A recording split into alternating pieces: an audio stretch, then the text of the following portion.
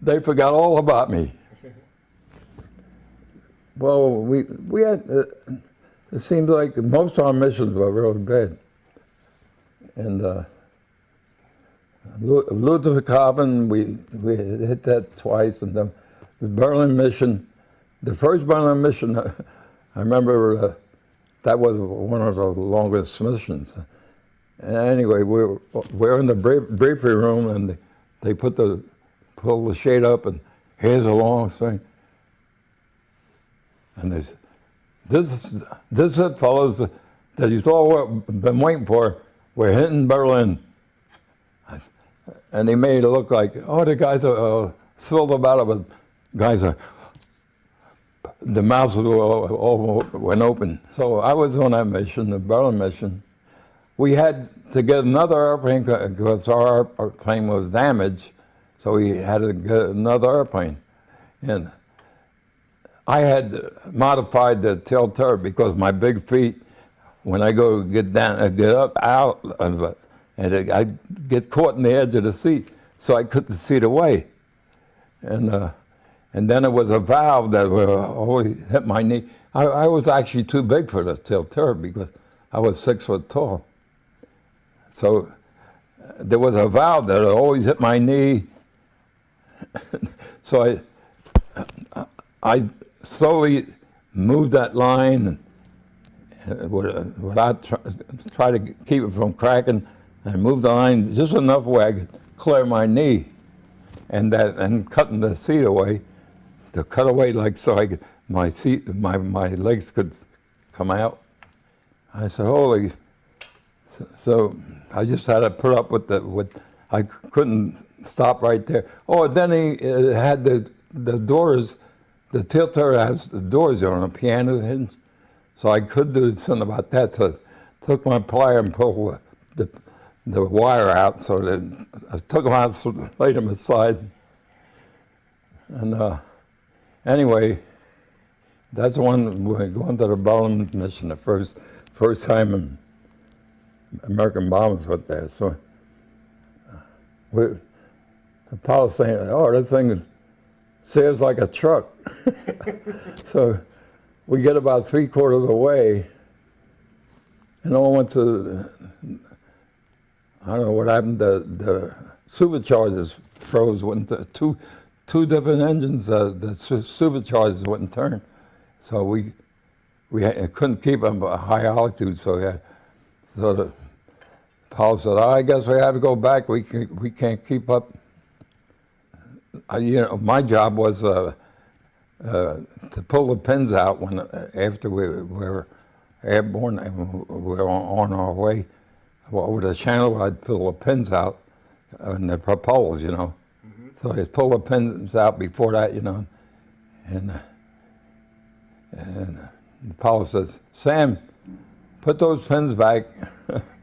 So I'd go back on the catwalk and put the pins all back in, the caliper pins. Oh, we knew that, take the pins out, it was a little can that was attached to the side of the airplane, we'd put the pins back in there. And we had lost our regular CO. He got shot down on a Gotham mission, he was a POW. So we got a replacement. We didn't like him at all, so we landed with the bombs on, and he comes, where you coming back? What happened? I said, two of the superchargers not working. We can't keep up, couldn't keep up. Oh, okay. So, well, my pilot said, well, we brought the bombs back for you. What? He said, what, you crazy? Why don't you drop them in the channel like everybody else? He said, well, I thought we could use them next time. And he's giving my pilot, and I felt like, we had a lot of faith in the pilot. I felt like, if he was like in civilian life, he would pop the guy.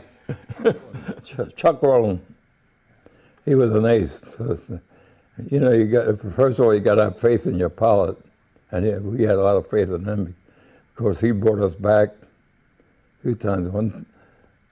Not long before that, a landing gear was shot up.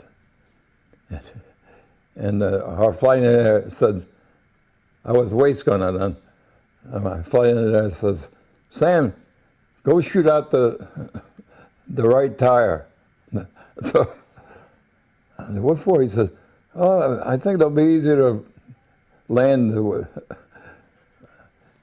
landing gear and the tires shot out, so it'll be better for we have both the tires out. Let's take my 45 and boom, I said, did I miss that tire? So I said, well, maybe I missed it, I don't know. So I get another shot, I got a good shot. And this time I hit the tire and I see it bounce right off. Imagine that. So 45 wouldn't.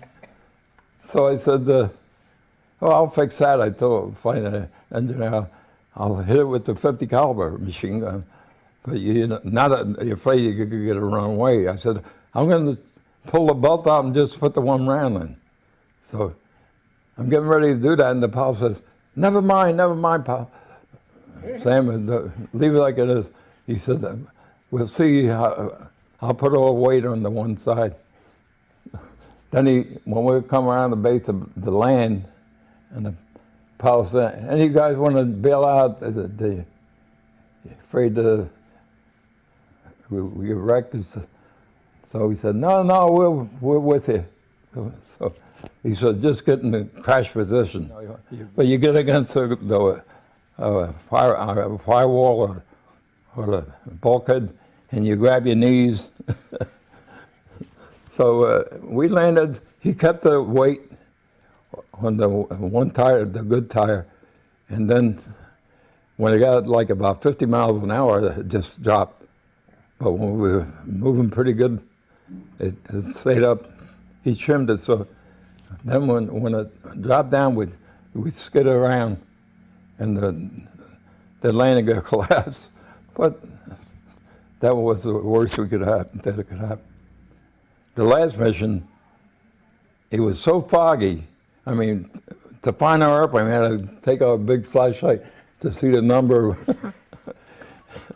I mean, you couldn't see half this further from your finger, from your arm length.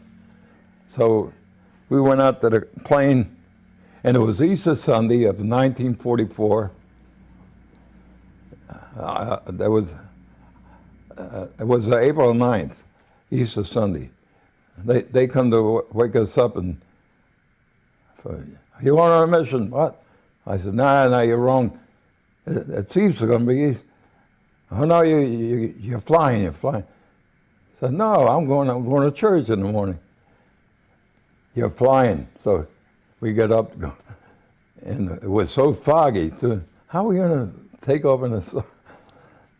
So we go out to the airplane after we put our clothes on, and we're going to, waiting for the green light. We come out there, he says, mission scrub, while we're waiting around. Mission scrub, go back. So we go back to the locker room and start taking the clothes off.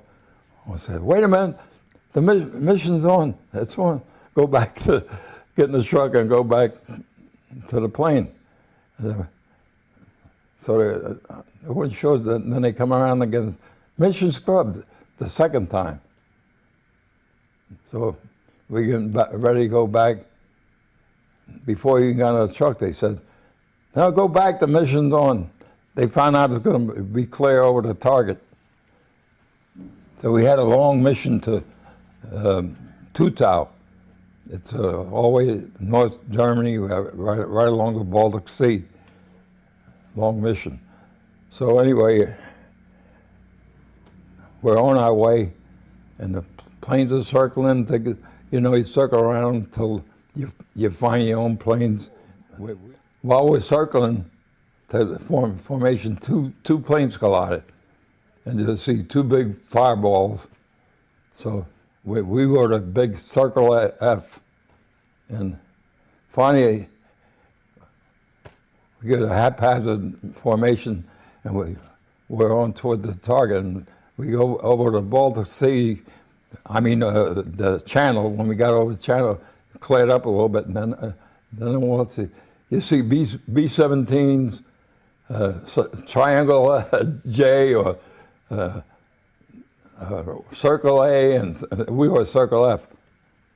But they all got together and we're flying to the target.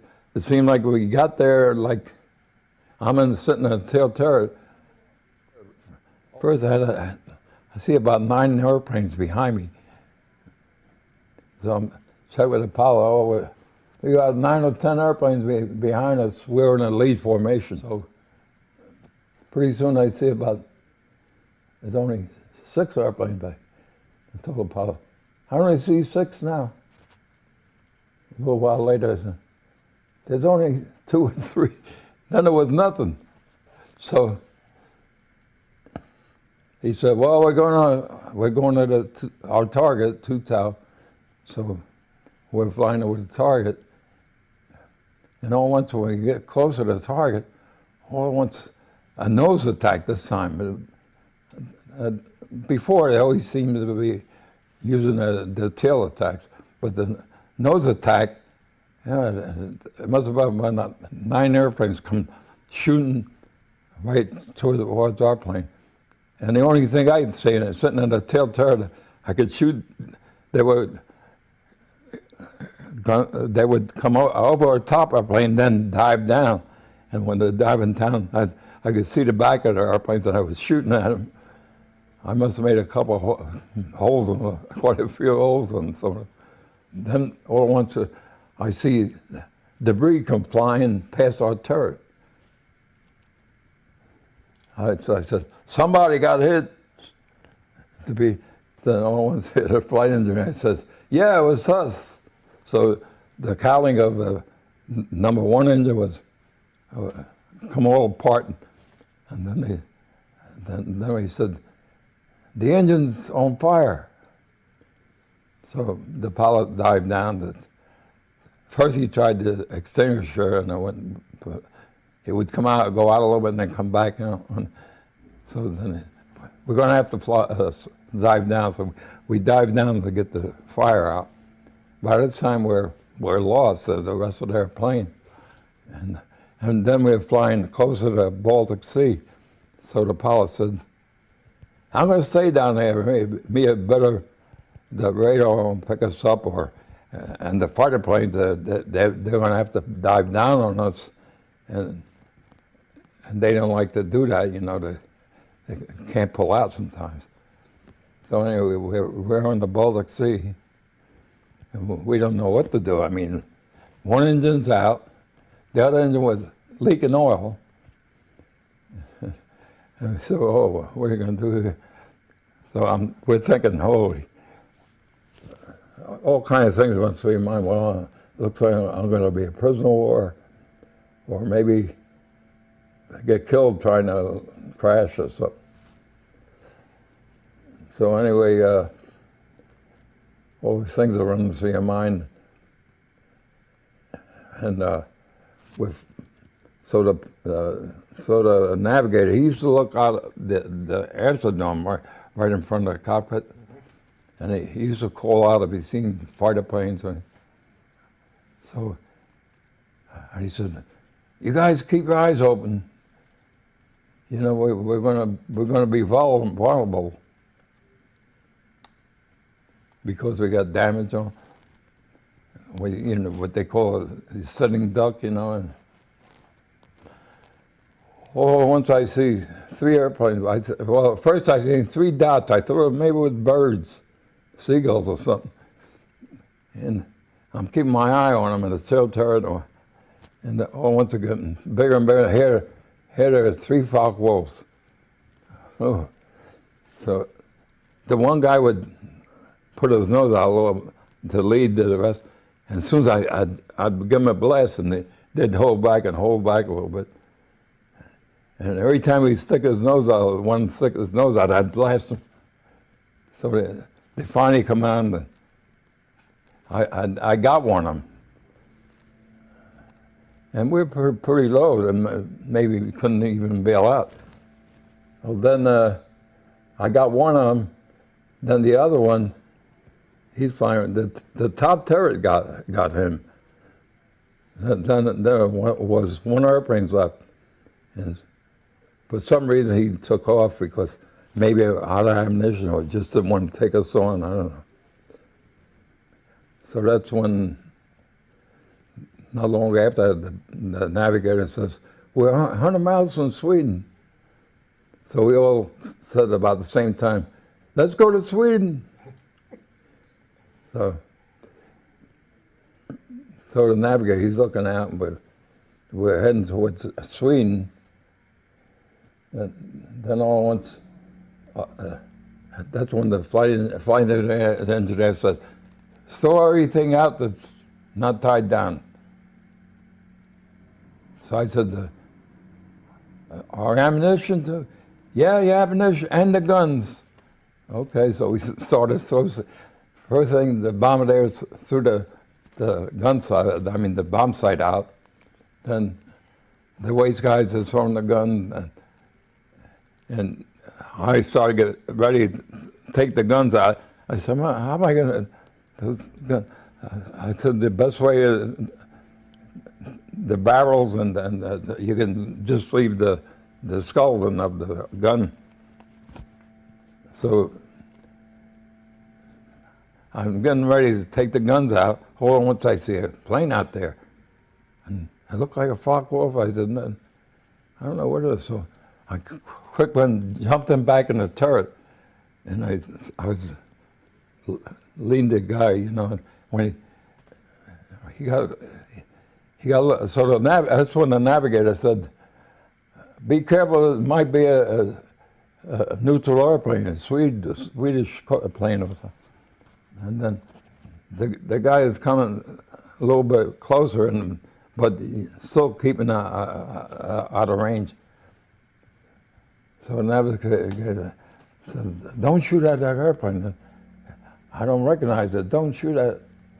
So when he got closer, and we weren't shooting at him, then he turned his wings sideways, and you could see the insignia, the blue circle with 3 crowns. I thought it looked like an Italian Michi. So anyway, when he got close and he found out we weren't going to shoot at him, and he come close and he's telling the pilot going like this, "Follow me." So the pilot follow him, and then we seen an island right between Denmark and Sweden, and it was like a emergency landing strip or something, or practice landing strip. So we went on to land, and we knew our landing gear was hit. And we get down about 3/4 of the way, and almost the landing gear collapsed altogether. And we're going towards, there's a brick wall. We're going right for it. If for some reason the plane looped and it stopped. So these guys, the navigator says, when you go out of the airplane, leave your guns on the plane. We had the 45s, you know. Don't come out with a gun. And we see these soldiers, they had Tommy guns, running towards the plane. So the navigator, put your hands up, put your hands up. We all come up, put our hands up, and here they said, "You're out of the war." How do you say? "For you, the war is over." That's the words he said. "For you, the war is over." So we find out where on this base was a German officer and a Swedish officer. So they put us in this barrack, and we look at the barrack. There's no beds in the barrack. And the Swedish guard, he would understand a couple of words. So, where are we going to sleep? So he took us in this room. It was a big pile of straw and like mattress covers. He says, and he shows us, he got the mattress cover and the straw. He said, "Metre, metre," and he's pushing the straw in the mattress cover. That was going to be our beds. So we had we made our beds with straw. That's our bed to go to sleep. So we went to sleep, and it seemed like it's only about 9:30, 10 o'clock. One was here, an aircraft gun, boom, boom, boom. So we could come run out of the barracks, and there was a guard at the door, and he said, "What they shooting?" So, "What they shooting at?" He said, "We don't care. We don't care." So we find out that they shoot at anything that comes over their country. Well, it wasn't their country, really. It was only Allen. But anyway, and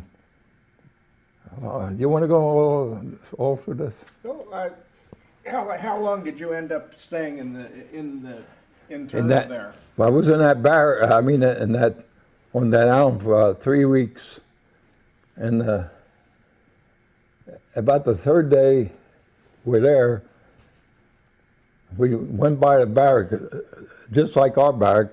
We had to go to mess hall. We had to go across this barrack, and we hear guys, Americans, pigs, swines, gangsters. They call us kind of. We asked the guard that every place we went, the guard took us to the mess hall. Says, "Who's this guy?" "Oh, they're deserters, German deserters, or spies." He said, "That's their barrack." So the second day we go to mess hall, the same thing. American gangsters, swine, and we said there was like 5 steps that go out to the level of barracks, and they're standing on the steps. So about the third day, I said, "Hey, let's teach those guys a lesson." They started that again. Why don't we rush them and beat that? I was the instigator first. Yeah, let's get some action. So it was, I don't know, the third or fourth day, they started again, and I said, "Let's get them." So we had 2 soldiers, Swedish soldiers, one in the front, one in the back, and so we broke ranks and went for those guys, and we beat that guy. I don't know. It seems to me like Americans are better at fighting, hand to hand fight. And I'm like from South Philly. We always fight. So anyway, we rushed them. I remember I ran to the top of the steps. The guy jumps on me. I picked him up. I was pretty strong at that time, 6 foot tall, and it was a little guy, like he was about 5'5". I picked him up, and 3 guys are rushing at me, and I threw the guy, and like a pinball, I knocked the 3 guys out. I boxed a little bit, in the service and all too. Yeah. How long did you end up being interned? 6 months. Well, after that, that's when they said, we gotta send those guys someplace. We can't keep them the same base. So they decided to take us into Sweden when they agreed with the German officer. But anyway, it wasn't too bad. First they put us in a boarding house, a place called Falun, the town of Falun. And they put us in this boarding house, and already they had 1 crew, American crew, and there was British, Polish fighter pilot, two of them, and they had 2 crews of British Canadians mixed up with them, and they were in that house when we went there. There was 1 crew there, and we were the second American crew. And they didn't treat us bad at all. And the food wasn't that good, and when we complained about it, they said, that's what we eat. Yeah. So anyway, they put us in this camp. I mean, and at first we were in that boarding house, and for some reason more American bombers started coming. We were I think the 7th one when we came in, and there started to be more, and they decided to build a camp to hold about 300 men, you know. So they sent us to this camp. I don't know what they did with the British. They kept them over there, the British and the French, Polish.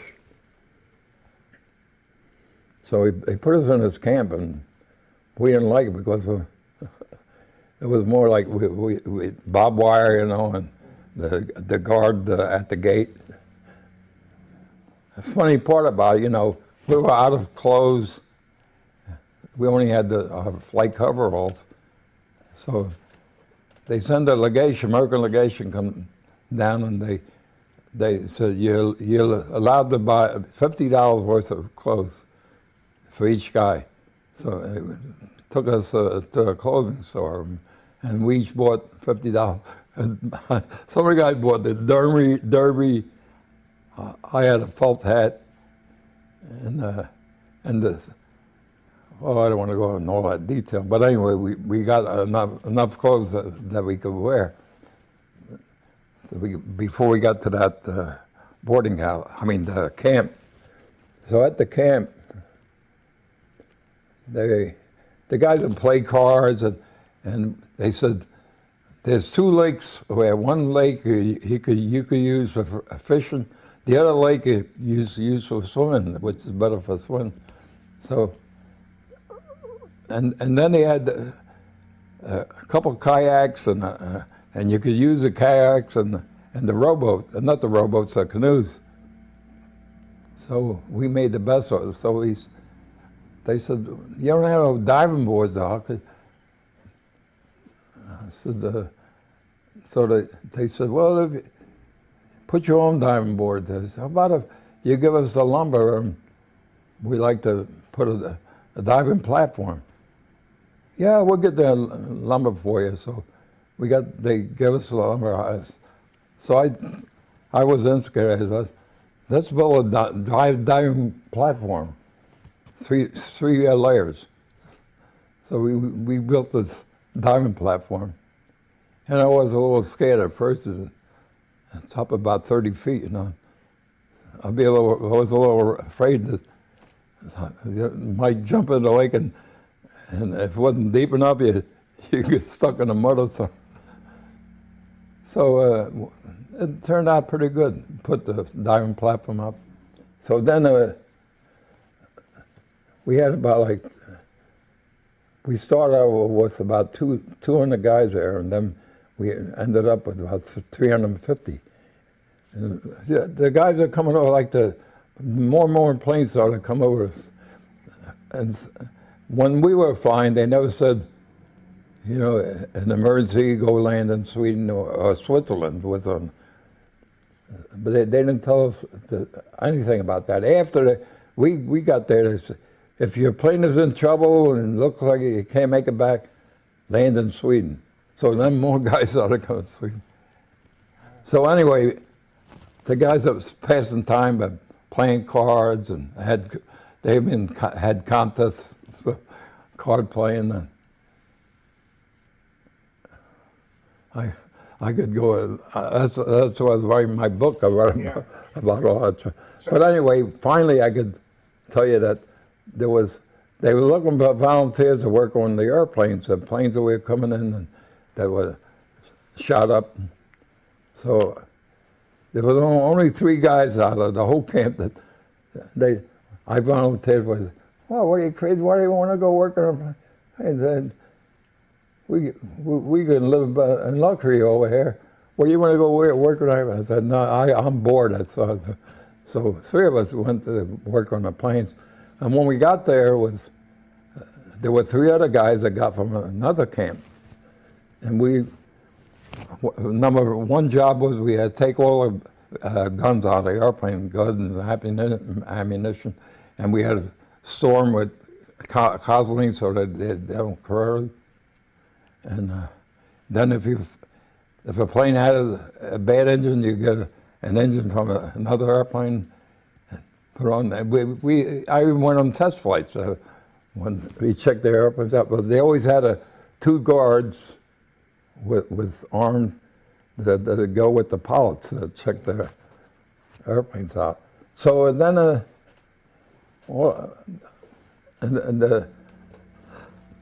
the five guys that were in the one hotel, we were living in a hotel, a small hotel, and the reason we picked that motel, the guy had been, he had a hotel in New York, the Swede did. And so but they always had a Swedish guard with us. We got to be like friends, you know. So they said, we're allowed to go to town, but don't talk when you go to town. If you go in a public place or something, don't use the other word. So we didn't talk to each other when we got in town. So they were allowed to go to town, though. They even got a girlfriend there. The first day we got there, they put us up in this hotel. And we're up on the third floor. And so there was five of us in the hotel. And all once we had these girls talking down there, young girls, so we looked out the window, and there were three girls. And they're looking, and when we put our heads out the doors, hey me day. Är du Amerikansk figure? Jaså. So, come and eat. The word that come, it sounds like come and eat. That means come on down or something. Come here. Come and eat. He went down there, and here's three pretty girls, and they're college girls. So the one college girl, I get to talk to her, and she said, they were saying, we know that they spoke broken English. Says, we know you Americans work have slang, and they have different words that the British have. I said, oh yeah.